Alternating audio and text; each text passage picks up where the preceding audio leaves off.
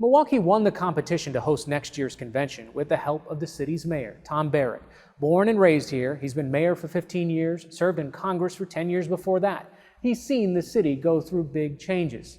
Milwaukee still struggles with historic racial inequity, from health and housing to education and employment, so much so that county leaders recently declared racism a public health crisis. I sat down with Mayor Barrett to discuss this upcoming convention and his hopes to overcome long-term challenges still facing the city of Milwaukee. How have you seen this city change in the time, not just since you've been mayor, but since you've been living here?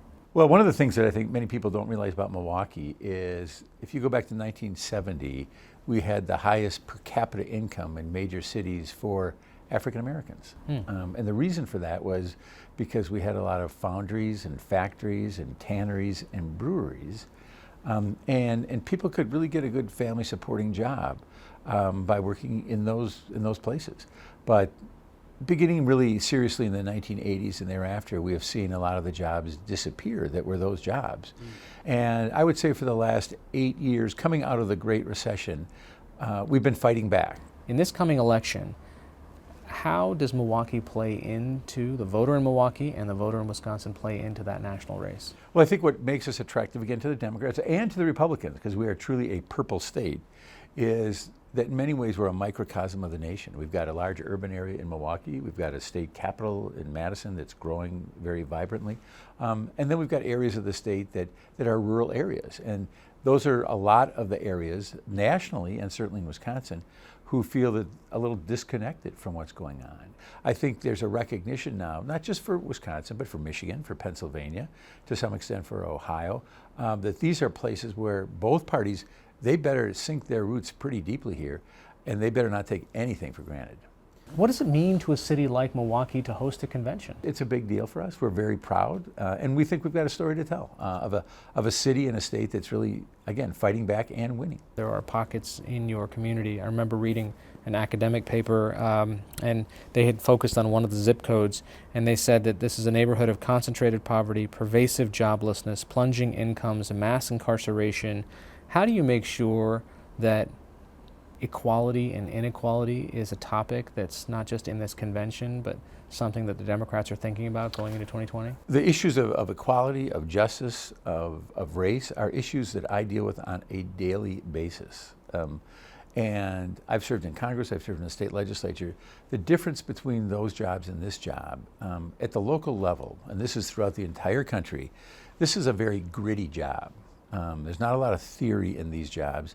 It's about getting things done. It's about how do we get better housing, how do we get safer streets, how do we get more investment, particularly in those zip codes that have seen a lot of disinvestment since 1970.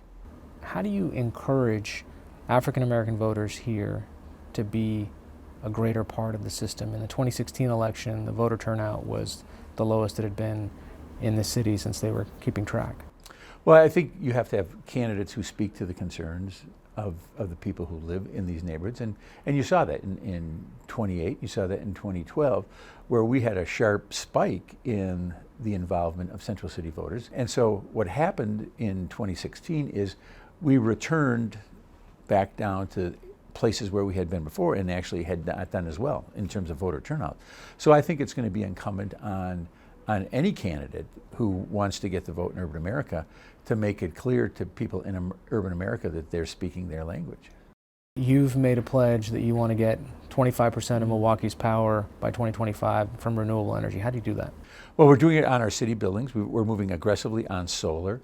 And my approach has been all of the above, working with the utility, working with private providers, working with not-for-profit groups, aggressively trying to find ways to get more renewable energy, because I think climate change is real, and it's something that in the long run we better be dealing with. And the way you deal with it in the long run is starting in the short run, because it's a macro problem, but many of the solutions are micro solutions. It's putting solar panels on libraries, putting solar panels on parking structures, using wind. Those are all methods, I think, that can allow us to make progress in this area.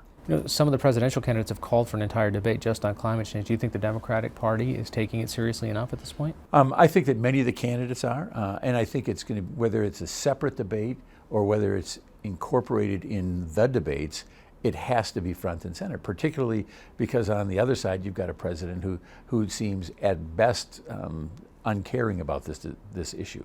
I think it's an opportunity, but again, you have to recognize that for some people in my city, when you talk about changing the environment, they're saying, I want you to change the economic environment. I want jobs. That's what I want. And in many parts of America, in urban and rural areas, you have to start out with that. You can't make that a secondary issue. It has to be, how can people have jobs where they can support their families? That is so fundamental in this community and in our nation. All right, Mayor Barrett, thanks so much for your time. Thank you, and come back many times.